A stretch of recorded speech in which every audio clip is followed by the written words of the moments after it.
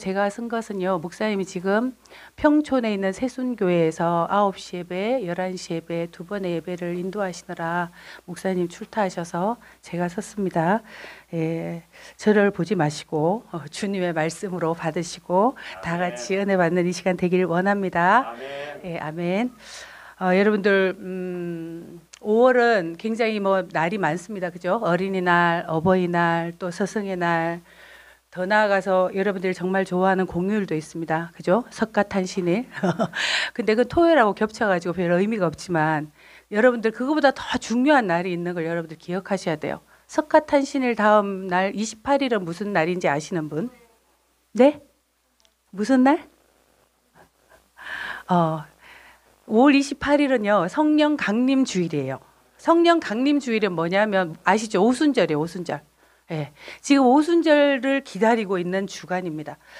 그러면 지금은 그러면 예수님이 성천하신다는 그런 며칠일까요? 5월 28일이 오순절이다. 그럼 예수님이 성천하신 날은 5월 1일? 6월 1일? 아, 성령님이 임하시고 예수님이 성천하셨구나. 그건 아니고. 예수님이 성천하시고 이 120명의 문도들이 마가의 다락방에서 열심히 기도한 날이 딱 열흘밖에 안 돼요. 열흘 동안 기도하고 난 다음에 성령이 진짜 강력하게 임하셨거든요. 그럼 며칠일까요? 5월 18일. 그러니까 5월 18일 다음 이번 주 중으로 예수님이 성천하신 날이 있습니다. 그러면 지금은 예수님이 부활하셔서 며칠 동안 이 땅에 계셨어요? 예, 40일. 그건 맞추셨네요. 40일 동안 이 땅에 계시면서 이제 제자들을 만나시고 격려하시고 이제 며칠 안 있으면 예수님이 감람산에 이제 제자들을 모아서 제자들이 다 보는 가운데서 승천하십니다. 그것이 사도행전 시작이에요. 여러분들 사도행전은 무슨 이야기인가 하면 하나님 나라의 이야기입니다. 여러분들 사도행전 1장 3절 다 같이 한번 읽어보겠습니다. 사도행전 1장 3절 시작.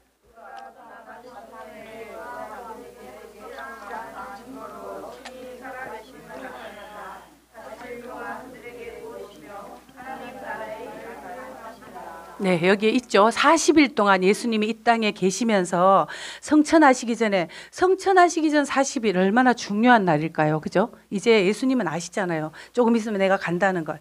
그러면서 예수님이 제자들에게 말씀하신 것이 하나님 나라의 일을 말씀하셨대요. 그러면 사도행전 마지막 절 한번 읽어보겠습니다. 28장 31절. 자, 사도행전은 어떻게 끝이 날까요? 시작. 하나님의 나라를 전파하며 주 예수 그리스도에 관한 모든 것을 담대하게 거침없이 가르치더라. 이렇게 사도행전은 끝이 나고 있습니다. 사도행전은 하나님 나라의 일을 말하고 있다. 그럼 사도행전 지금 끝이 났나요, 여러분들? 안 났죠. 지금은 사도행전 29장을 쓰고 있습니다. 저와 여러분은 사도행전 29장을 쓰고 있는 주인공들입니다. 이 사도행전의 이야기를 한번 살펴보고자 합니다. 그러니까 사도행전 1장에서 예수님이 승천하시는데 감람산에서 승천하십니다. 많은 사람들이 보는 가운데서 이제 승천하시려고 예수님은 이제 이 땅 준비하고 계시는데 제자들은 그때까지도 마음에 내려놓지 못한 한 가지 일이 있습니다. 예수님, 이스라엘 나라의 회복이 언제입니까? 이렇게 물어보는 거예요. 그러니까 예수님이 뭐라고 말씀하시냐면요. 7절에 보면 때와 시기는 아버지께서 자기의 권한에 두셨으니 너희의 알 바가 아니요. 8절 정말 유명한 말씀 시작. 오직 성령이 너희에게 임하시면 너희가 권능을 받고 예루살렘과 온 유대와 사마리아와 땅끝까지 이르러 내 증인이 되리라 하시니라. 예수님이 이렇게 선포하시고 그냥 이제 올라가시는데 그냥 이 말씀을 마치시고 그들이 보는데 올려져 가시니 구름이 그를 가리어서 보이지 않게 하더라. 얼마나 눈이 떨어지게 봤을까요? 예수님이 지금 올라갑니다. 여러분 한번 상상해 보세요. 1장 8절 오직 성령이 너에게 임하시면 너희가 권능을 받고 예루살렘과 온 유대와 사마리아와 땅끝까지 이르러 내 증인이 되리라. 말씀이 마치신과 동시에 예수님은 쫙 공중부양을 하십니다. 그러면서 올라가시니까 수많은 사람들이 예수님이 안 보일 때까지 점이 되어서 보이지 않을 때까지 예수님을 쳐다보다가 이제 예수님은 가셨잖아요. 예수님이 말씀하신 마지막 말씀. 충성 얼굴이 잘 안 보인다. 안 보이는 사람들 조금씩 이렇게, 예, 우리 경희 자매도 잘 안 보이시고 순금 자매도 안 보이시고, 예, 그렇게 올라가시고 나니까 이제 예수님을 바라보다가 이제 120명 아니에요. 그때는 500명쯤 봤다고 사도행전 사울이 나중에 설교하는 장면에 보면 그런 말이 있거든요. 500명이 예수님의 승천을 봤다. 그 가운데 나도 있었다. 그렇게 말하는 게 있거든요. 그런데 500명 가운데 예수님은 분명히 뭐라고 말씀하셨어요? 이 성을 떠나지 말고 예루살렘에 머물면서 너희들은 간절히 기도해라. 이렇게 말씀하셨는데 여전히 핑계가 많죠. 일들이 많죠. 나는 시집 가야겠으니, 나는 장가 가야겠으니, 나는 새 사업을 시작했으니, 나는 우리 집에 또 일들이 있으니, 이러면서 떠나간 사람들 나머지 120명이 마가의 다락방에 모여서 기도하기 시작합니다. 예수님이 약속하신 그 시간이 언제일지 아무도 몰라요. 그죠? 사실 열흘만 너희들 집중해서 기도해라 이러면 제 생각에 한 500명 중에 한 20명만 돌아가고 남아서 그 오순절에 그 성령의 그 큰 강림의 사건을 다 경험했을 것 같아요. 근데 예수님 말씀하지 않으셨잖아요. 너희들은 떠나지 말고 집중해서 기도해라.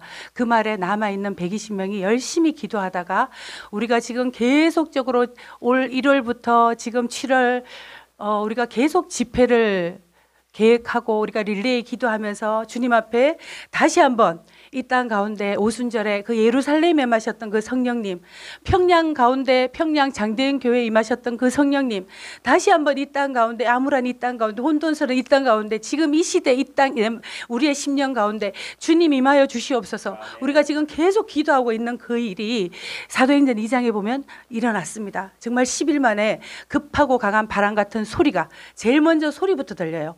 자, 우리는 소리가 청각은 굉장히 중요합니다. 믿음은 어디에서부터 납니까? 들음에서 나는 거예요. 그래서 사람이 죽을 때도요, 저기 중환자실에 정말 산소호흡기 다 꽂고 정말 죽었어요. 아무런 의식도 없고 아무것도 할 수 없어요. 그런데 그 사람이 마지막까지 열려있는 것은 청각이라고 합니다. 그래서 끝까지 그 사람이 듣든지 아니 듣든지 귀에 대고 말씀을 복음을 선포해야 돼요. 그래서 정말 영혼이 딱 떨어지는 그 순간까지 청각은 살아있대요. 그래서 이 청각이 너무너무 중요합니다. 그래서 오순절에 성령이 임할 때도 청각으로 먼저 임하셨어요. 바람 같은 급하고 강한 바람 같은 소리로 먼저 임하시고 그 다음에 보여지기 시작했습니다. 각 사람의 머리 위에 불의 혀 같은 것이 한 사람 한 사람마다 불이 뚝뚝뚝 떨어졌다는 것입니다. 아멘. 여러분들 이 시간도 주님 임하시면 여러분들 머리 위에 불이 한 사람마다 뚝뚝뚝뚝 떨어질 줄 믿습니다. 아멘. 먼저 우리 정장로님 아멘 하셨어요. 2023년 아멘 하셨어요. 예, 두 분만 불 떨어지실 겁니까? 예, 여러분들 정말 그렇게 불이 떨어져서 그 사람들이 불을 받았습니다. 불을 받고 나니까 완전히 달라졌잖아요. 베드로가 어떻게 했어요? 마지막 순간에 예수님을 3번씩 부인했잖아요. 그 수제자가 항상 제일 먼저 믿음으로 행동하고, 지난번 제가 말씀 전할 때 무슨 말씀 전했어요? 다 잊어버리셨죠? 다 잊어버리셔도 괜찮아요. 그래서 2번 제가 말씀 전해도 되고, 예, 무리를 건넌 예수님, 그 얘기를 제가 전했잖아요.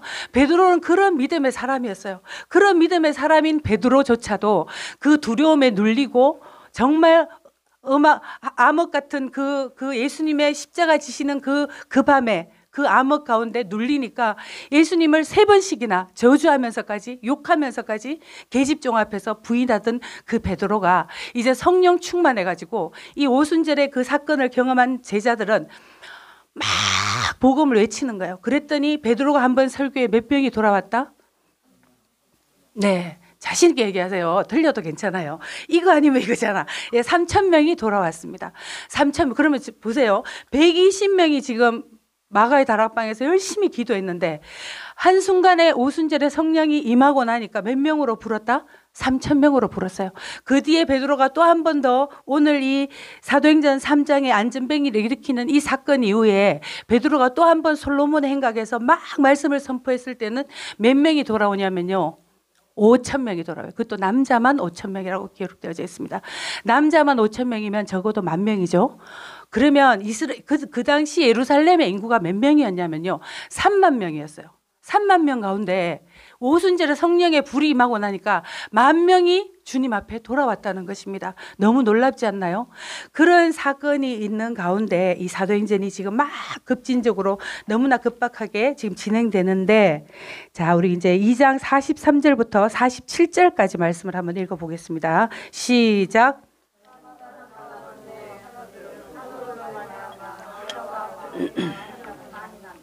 믿는 사람이 다 함께 있어 모든 물건을 서로 통용하고 또 재산과 소유를 팔아 각 사람의 필요를 따라 나눠주며 날마다 마음을 같이하여 성전에 모이기를 힘쓰고 집에서 떡을 떼며 기쁨과 순전한 마음으로 음식을 먹고 하나님을 찬미하며 또 온 백성에게 칭송을 받으니 주께서 구원받는 사람을 날마다 더하게 하시니라. 아멘. 이것이 초대교회의 모습입니다. 아멘이십니까? 예, 초대교회 예루살렘 교회가 이랬다는 거예요. 두 가지 특징이 있습니다. 첫 번째 43절에 있는 기사와 표적이 많이 나타났대요. 왜 그랬을까요? 하나님의 나라를 전파하기 위해서, 하나님의 나라가 임했다는 것을 눈으로 가시적으로 보여주기 위해서 그 초대교회 당시 예루살렘 교회는 기사와 표적이 많이 나타났다는 것입니다. 그리고 두 번째 초대교회의 특징은 44절에서 47절 말씀에 보면 어떤 일이 일어납니까? 너무 놀라운 일이 일어나죠. 네. 네 것을 내 것이라 하는 게 없어요. 믿음으로 하나가 되어서 가난한 자들이 없어지는, 야, 여러분들이 오신 고향의 땅이 그런 땅이었죠. 그죠? 네, 공동분배. 다 잘 살자. 지금 잘 살고 있습니까? 예. 하여간 그건 잘못된 공산주의는, 예, 여기서 다 따갔어요. 성경에서 다 따갔는데 안 되는 거죠. 그래서 어쨌든 초대교회의 모습은 그랬다는 것입니다. 진짜 나중에 보면 막 사도들의 발 앞에 자기의 밭을 다 팔아가지고, 바나바 같은 경우는 밭을 막 팔아가지고 사도들의 발 앞에 막 놓잖아요. 자기 거다 말도 하지 않고, 우리는 헌금할 때 자기 이름 막 안 불러주면 시험 들고 막 이러잖아요. 그냥 갖다 놓는 거예요. 그리고 많은 사람들이 그냥 나눠 쓰는 거예요. 그 모습을 보고 또 누가 흉내를 냅니까? 예, 아나니아 삽비라 흉내 내가지고 반쯤 갖고 왔어요. 반도 굉장히 크죠. 근데 죽었어요. 네. 왜냐하면 성령께서 일하시는 초대교회, 이거는 지금 너무 거룩한, 조금 전에 불렀잖아요. 하나님의 나라 임했다. 거룩하다. 오늘 막 찬양을 제가 듣는데 너무 전율이 되는 거예요. 거룩하다. 막 하나님의 나라를 계속 찬양하는데, 제가 최양 전도사님하고 뭐 이런 찬양 불러주세요 한 것도 없거든요. 그리고 또 좀 있으면 제가 제목은 뭐예요? 안전뱅이와 출애굽이잖아요. 근데 막 6월절 찬양을 막 부르는 거예요. 그래서 제가 뒤에 찬양하다가 어머, 성령 하나님은 진짜 너무 성령 안에서 진짜 통일되구나. 성령님은 운행하시는구나. 제가 그런 막 감동이 있었습니다. 그러면서 제 이제 막 그렇게 나눴으면서 그런 초대교회에 있었는데, 너무 거룩해야 되기 때문에 사실은 밥만 드려도 너무 많이 드린 거잖아요. 우리 사실 하나님 앞에 정말 티끌도 거짓말 없이 그런 사람 여기 있으면 손 들어보세요. 없잖아요. 저도 없거든요. 정말 내 안에 거짓도 많고 잘못된 것도 많고 죄도 많은데, 하나님이 저희들을 지금도 아직도 심판 가운데 진짜 하루아침에 이렇게 하지 않으신 이유는 아직도 긍휼의 때고 아직도 은혜의 때고, 주님이 우리가 회개할 수 있는 용서의 시간들을 많이 허락하신다는 것입니다.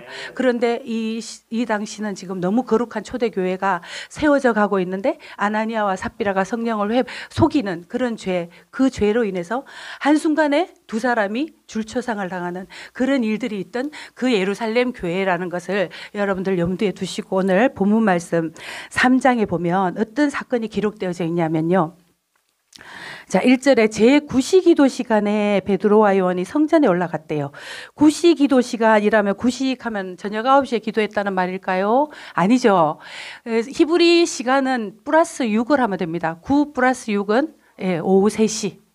오후 3시. 하루에 3번 기도를 했거든요, 유대인들은. 왜냐하면 근데 모세가 율법으로 우리에게 준 거는 하루 3번 기도가 아니었어요. 상번제, 하번제, 하루에 2번 번제로 하나님 앞에 예배하는 것이었는데, 그럼 언제부터 하루 3번 예배가 됐냐? 다니엘 때부터. 다니엘이 어떻게 했어요? 너무 하나님 앞에 기도했잖아요. 하루에 3번 뜻을 정해서 정말 자기가 사자굴에 들어가야 될 그런 위험 가운데서도 하나님 앞에 3번 기도하는 그 시간을 늘 지켰던 그 다니엘을 본받아가지고 이 유대인들이 그때부터 3번 기도를 하게 된 거예요. 그래서 아침 9시, 낮 12시, 오후 3시 이렇게 3번을 성전에 올라가서 기도를 하는데, 하루에 3번 성전에 올라가서 기도하는 것이 쉬울까요? 어렵겠죠. 그러니까 가장 많이 기도하는 시간이 이 시간이었대요. 제9시 기도 시간, 오후 3시. 왜냐하면 유대인은 하루의 시작이 저녁부터죠. 우리는 아침이 하루의 시작이잖아요. 유대인들은 저녁이 되며 아침이 되는 이는 첫째 날이라. 창세기도 보면은 하나님이 저녁이 되며 아침이 되니, 저녁이 되며 아침이 되니. 히브리인들은 날이 저녁부터 시작되거든요. 그래서 오후 3시가 하루의 마지막 기도 시간입니다. 그래서 이 시간에 이제 베드로와 요한이 성전에 올라갔대요. 올라갔는데 2절에 보니까 여러분들 2절 한번 읽어볼까요? 시작.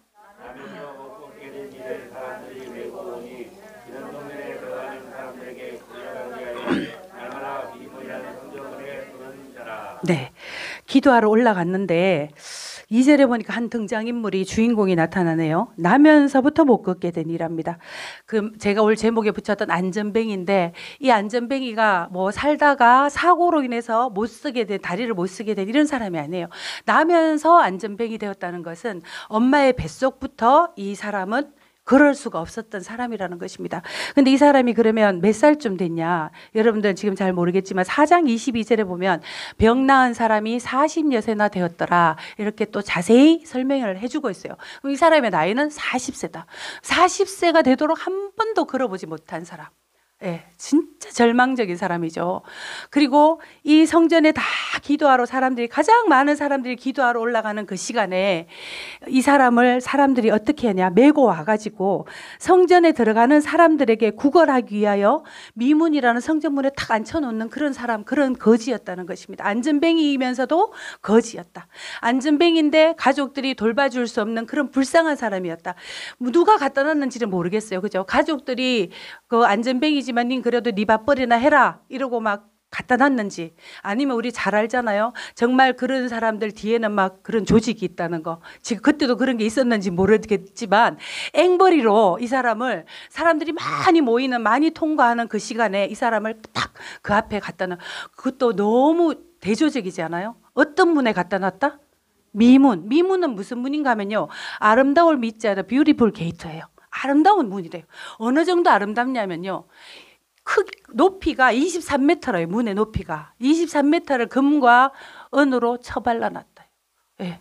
내가 왜 처발라놨다 이렇게 말하냐면요, 헤롯 왕이 유대인들의 마음을 사기 위해서 하나님의 마음하고 전혀 상관없이 그 성전 문을 하나 그렇게 멋들어지게 그렇게 누가 봐도 휘황찬란하게 그 문을 만들어 놓은 문이 미문인데 하필 거지를 거기 갖다 놓는 거예요. 너무 대조적이지 않아요? 너무 아름다운 성전 문 앞에 나면서부터 걸을 수 없는 그것도 거지. 안전뱅인 것도 불쌍해 죽겠는데 그 사람을 한 사람이 이렇게 돌봐줄 사람이 없어가 자기가 또 지나가는 사람들이, 이 사람이 눈이나 떴겠어요. 그냥 쳐다보고 엎드려서 있다가 지나가는 발만 봤을 것 같아요. 발이 앞에 지나가면 한 푼 줍쇼, 한 푼 줍쇼 이랬던 사람일 거 아니에요. 그 사람을 갖다 놨다는 거예요. 그런데 성전 문은 몇 개 있었냐면 8개 있었어요. 동쪽에 하나, 서쪽에 4개, 남쪽에 2개, 북쪽에 하나. 이런 거 다 외울 필요 없어요. 예, 저는 그냥 찾아봤어요. 8개쯤 되는 문에 이 미문이란 문은 남쪽에 있는 문이래요. 그 2가지 문 중에 한 문인데 들어갈 때는 오른쪽으로 들어가고 나올 때는 왼쪽 문으로 나오는 그 미문이라는 문 앞에 그러면 거지를 어디 뒀겠어요? 오른쪽 문. 그죠? 오른쪽 들어가는. 그러니까 그렇잖아요. 사람들이 많이 이제 기도 시간에 가는데 이 유대인들은 너희들은 기도를 하나님만 듣도록 골방에서 기도해라. 예수님은 그죠? 그 산상수훈에서 그렇게 말씀하시잖아요. 하나님 앞에서 구제할 때도 오른손이 하는 일을 왼손이 모르게 해라. 기도도 내만 듣게 골방에서 해라. 이런데 유대인들은 어떻게 했다고요? 막 성전 막 그 앞에 사거리에 서가지고 사람들이 많이 볼 때는 더 손을 높이 들고 막 옷도 화려한 옷을 입고 술 달린 그런 옷을 입고 제사장들이 막 기도한다는 거잖아요. 보라고. 그런데 그 앞에 거지가 한 사람 앉아 있어요. 그러면 사람들이 보면 자기는 구제해야 되잖아요. 그죠? 구제해야 하나님이 기뻐하실 걸 알고 사람 보기에 땡그랑 그것도 소리 더 나게 막 높은 데서 막 떨어뜨리는 거예요. 왜? 왜냐하면 이렇게 살짝 갖다 놓으면 자기가 구제하는 거, 동전 넣는 거 사람들이 못 볼까 봐 이 멀찍이서 이렇게 이렇게 하고 가는 가운데 중서이가 지금 흉내를 막 내고 있어요. 이렇게 떨어뜨렸다고. 네, 그렇게 하고 가운데 지금 베드로와 요한도 그 길을 가고 있는 겁니다. 그런데 자, 성전이란 몸을 뒀는데 그가 베드로와 요한이 성전에 들어가려면 함을 보고 구걸하거늘. 베드로와 요한인지도 몰라요. 이 사람은 지금 엎드려서 사람의 발만 보고 있습니다. 그때 4절 한번 여러분들 읽어보겠습니다. 시작. 베드로와 요한과 더불어 주목하여 이르니 우리를 보라 하니. 네. 자, 여기 있잖아요. 3절부터 5절까지 보다라는 단어가 4가지 있어요. 그죠? 3절에도 보고, 4절에는 주목하여, 주목한다는 것도 보는 거죠. 또 그 다음에 또 우리를 보라. 그 다음에 5절에 바라보거늘. 보라는 단어가 4가지 있는데 이 4단어가 다 다른 단어래요. 히브리어로. 여러분들 다 모르셔도 돼요. 여기서 제일 중요한 단어는 주목하여 이 단어예요. 베드로와 요한이 이제 올라가다가 이 거린을 안전뱅이를 보고 봤는데 우리 사람들이 보는 그 봄이 아니었다는 거예요. 이 주목하여라는 단어는 저도 잘 모르지만 아테니조라는 단어랍니다. 히브리어로. 다른 단어들도 다 다른 단어인데 이 단어는 특별히 아테니조라 그래가지고 무슨 단어인가 하면요. 그 모습만 보는 게 아니라 그 사람의 영적인 모습까지 보는, 육신과 영혼을 어울려서 보는 하나님의 눈으로 그 사람을 봤다는 거예요. 이 아테니조라는 단어가 어디에 쓰였냐면요. 사도행전 앞으로 여러분들 가면 1장 9절에 보면 이 말씀을 마치시고 그들이 보는데 올려져 가시니 구름이 그를 가리어 보이지 않게 하더라. 예수님 올라갈 때 사람들이 점이 될 때까지 뚫어지게 쳐다봤다 그랬잖아요. 그 봤던 그 봄이 아테니죠. 본다는 단어거든요. 이런 봄으로 주목하여 봤다는 거예요. 이 사람의 육신적인 그 불쌍한 모습뿐만이 아니라 구원받지 못해서 남들은 다 기도 시간에 성전 안에 들어가서 하나님을 찬양하고 하나님을 예배하는데 40년 동안 한 번도 걷지도 못하고 성전 문 앞에 누가 갖다 놓으면 그냥 보릿자루처럼 앉아가지고 한 푼 줍쇼만 하고 있는 이 불쌍한 이 안전뱅이 그린의 그 영적인 모습까지 주목해서 봤다는 겁니다. 그렇게 보고 난 다음에 그러니까 이제 5절에 이제 그 사람이 이제 베드로가 4절에 주목하여 보고는 우리를 보라 이렇게 말했잖아요. 근데 누가 이 사람한테 말을 걸까요? 그죠? 제가 아까 말씀드렸던 것처럼 다른 사람들이 보라고 그냥 동전만 띡띡 던져주고 사람들은 다 지나갔는데 우리를 보라 이러니까 이 사람이 깜짝 놀라서 눈을 들어 봤겠죠. 봤더니 누구였을까요? 베드로와 요한.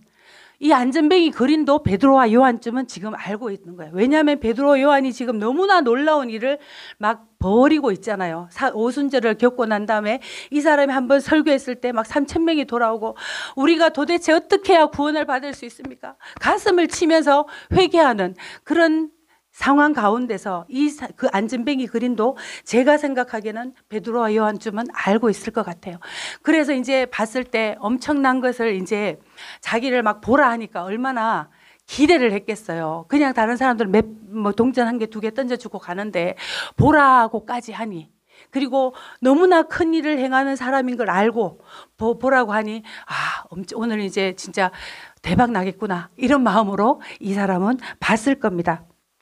그래서 5절에 보니까 그가 그들에게서 무엇을 얻을까요? 바라보거늘. 안전뱅이가 베드로와 요한을 바라보고 있어요. 그러고 난 다음에 이제 6절 정말 우리가 중요한 말씀 우리가 너무나 잘 알고 외우는 말씀이잖아요. 6절에 보면 베드로가 말합니다. 자 6절 다 같이 한번 읽겠습니다. 시작. 베드로가 이르되 은과 금은 내게 없거니와 내게 있는 이것을 내게 주노니 나를 예수 그리스도의 이름으로 일어나 보라 하고. 아멘. 자, 베드로가 이제 바라보는 그를 향해서 제일 먼저 뭐라고 말해요? 은과 금은 내게 없다. 딱 얘기하는 거예요. 이 사람 지금 뭘 바라고 있어요? 은과 금을 바라고 막 그냥 있는 사람을 말까지 시켜가지고 고개를 들어가지고 쳐다보고 또 봤더니 베드로와 요한이네. 와, 오늘 대박 나겠네. 막 그렇게 생각하고 봤는데 베드로와 요한은 은과 금은 내게 없다. 딱 이렇게 말하는 거예요. 자, 이 모습을 볼 때 베드로와 요한은 그죠? 말씀과 기도에 전무하기 위해서 나중에 7 집사도 뽑으면서 물질 관리도 안 하잖아요. 처음에는 막 이 베드로와 요한 12 제자들이 물질 관리도 다 했어요. 왜냐하면 가난한 사람들, 히브리파 유대인, 유대파 유대인, 과부들 이렇게 와 있을 때 막 그 물질을 나눠주는 일들을 이 제자들이 했잖아요.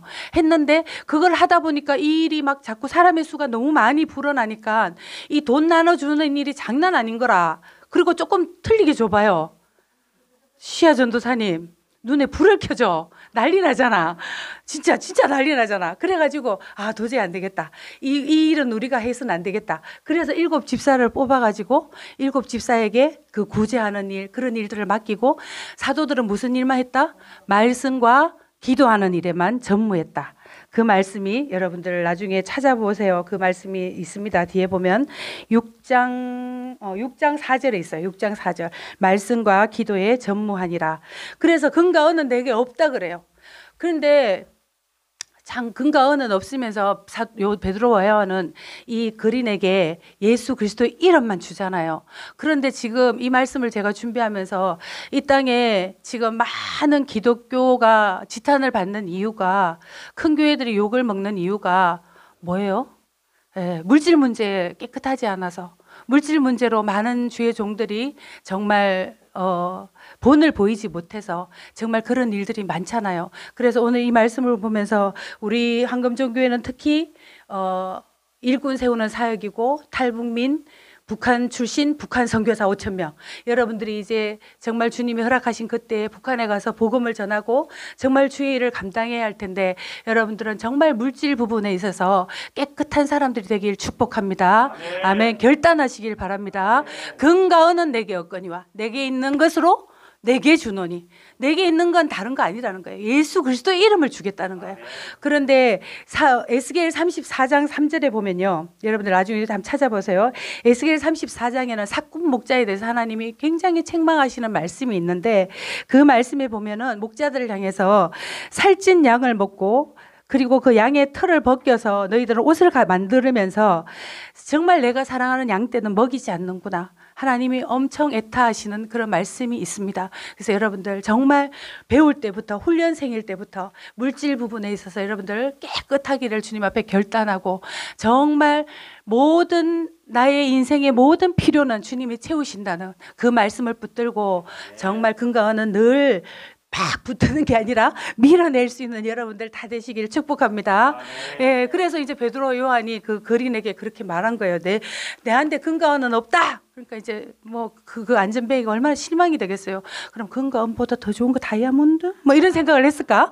그래 어쨌든 그 찰나였겠죠. 그 사이에 이제 베드로가 이렇게 말하는 거예요. 내게 있는 것으로 내게 주노니. 뭐가 있긴 있다는 거예요.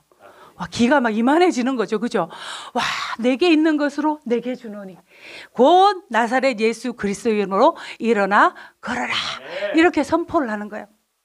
그런데 이 안전뱅이가 생각할 때 기도 안 찰 것 같아요. 자기는 한번 걸음마라도 한번 띄보고, 뭐 나중에 못 걷게 된 것도 아니고, 평생을 걷지도 못한 사람한테 와가지고 나사렛 예수 그리스도의 이름으로 일어나 걸어라 이렇게 말하는 그 두 사람을 향해서 그 안전뱅이의 마음이 어땠을까요? 정말 여러분들 상상하시기 바랍니다. 그런데 제가 이 즈음에서 한 분의 간증이 생각이 났어요. 예화인데요. 김익두 목사님이라고 아시죠? 여러분들 고향 출신 귀하신 목사님이에요. 김익두, 북한에 아주 뭐 조폭 출신인 목사님이셨어요. 조폭 출신이셨어요. 그런데 이제 정말 선교사를 막 때리고 막 이러다가 이제 어떻게 주님을 만나가지고 이 사람이 얼마나 뜨거웠는지, 진짜 말씀만 외우고 말씀밖에 모르고 막 그러고 이제 사는데, 어느 날 길을 가다가 보니까 진짜 안전뱅이가 한 사람 앉아 있는 거예요. 너무 불쌍하잖아요. 그러면서 말씀이 생각난 거예요. 그래, 베드로와 요한은 저런 안전뱅이를 일으켰지. 나도 해봐야겠다 이런 마음으로. 근데 사람들이 많이 지나가는 공터인데, 시장터인데 너무 걱정이 되는 거예요. 이 사람이 못 일어나면 어떡하지? 이런 마음으로 이 안전뱅이를 털렁 안아가지고 사람들이 안 지나가는 어석한 골목길에 딱 갖다 놓고 이제 한 거예요. 시범을 한 거지 이제. 그래가지고 금과 은은 내게 없지만 내게 있는 것으로 내게 주노니 일어나 걸어라 이러고 이제 베드로가 어떻게 했어요? 그러고 다음에 베드로가 오른손을 잡아 일으키니 막 일어났거든요. 그래서 자기도 이제 오른손을 탁 잡아가지고 이 사람을 탁 일으켰어요. 으아! 이러면서 이 사람이 막 비명을 지르는 거예요. 그렇잖아요. 안전뱅이들은 얼마나 근육이 굳어 있겠어요. 안 쓰는 근육이잖아, 전부. 꼼짝도 못하고 자기가 길 수도 없어가 사람들이 안아다가 갖다 놓고 이래야 되는 사람인데 그 근육을 그 잡아 당기니까 될 게 뭐예요? 그래가지고 이제 이 사람이 아파 죽는다고 막 소리를 지르고, 이 김익두 목사님은 땀이 이제 막 완전 흥건히 나가 너무너무 어떻게 감당이 안 돼. 이게 어떻게 수습해야 될지 모르겠는데 이 사람 너무 아파하니까 몇 번을 이제 한 번이 안 되나 보다, 3세판인가 보다, 이런 3번을 잡아 당기다가 도저히 안 돼가지고 이 사람을 두고 그러마 날 살려라고 도망을 갔는데 어디로 도망갔냐면요, 기도원으로 갔어요. 너무 하나님 앞에 창피하고 자기 자신의 믿음이 없음을 너무 속상해가지고 금식했대요. 기도원에 가서 엄청 금식을 하고 부르짖고 이제 내려왔어요. 이제 마음의 충만함으로 이제 하나님이 권세를 주셨다는 믿음으로 내려와서 이제 그 안전뱅이를 찾으러 다녔죠. 근데 아무리 찾아도 못 찾다가 어느 날 뭐 장터에서 또 만난 거예요. 그래가지고 그 사람 앞에 가니까 그 사람이 하면서 이제 뭐 자기에게 너무 심한 고통을 준 사람이니까 얼마나 무섭겠어요. 근데 이번에는 이제 김익두 목사님이 믿음이 충만해가지고 그 많은 사람들이 보는 가운데 베드로 요한처럼 내게 있는 내 근가어는 내게 없지만 내게 있는 것으로 내게 주노니 일어나 걸어라 이러고 탁 했는데 진짜 일어난 거예요. 이때는 박수를 쳐야 돼요, 여러분. 진짜라니까요. 그래서 그때부터 이 김익두 목사님이 얼마나 많은 기적을 베풀었는지 진짜 기록할 수도 없대요. 2만 건이 넘는 진짜 기록 가운데 소경이 눈을 뜨고 안전뱅이가 일어나고 그러면서 북한에 엄청난 복음이 확산됐던 일이 있거든요. 그래서 그 기억 생각이 나더라고요. 여러분들 믿음이 오지 않으면 안 하셔야 돼요. 믿음이 오실 때 일어나 걸어라 하셔야 됩니다. 예, 그래서 이제 어쨌든 잡아 일으키니 발과 발목이 힘을 얻고, 이 베드로의 믿음이 대단하잖아요. 일으켰다 할 때 이 일으키니라는 단어도 제가 여러분들의 히브리어로 가르쳐 드릴게요. 에게이렌이라는 뜻이, 에게이렌이라는 것은 능동 과거형, 예, 어렵죠. 뭔 말인가 하면 이미 고쳐진 것과 같은 믿음으로, 그러니까 과거형이라는 거예요. 이게 일으키니 이 단어가, 이 베드로 안에는 믿음으로 이 사람이 벌써 일어난 게 보였던 거죠. 그래서 잡아 일으켰더니 그 사람이 진짜 발과 발목이 힘을 얻고. 자, 8절 얼마나, 여러분들 8절 한번 읽어봅시다. 시작. 일어서서 걸으며 그들과 함께 성전으로 들어가면서 걷기도 하고 뛰기도 하며 하나님을 찬송하니. 아멘.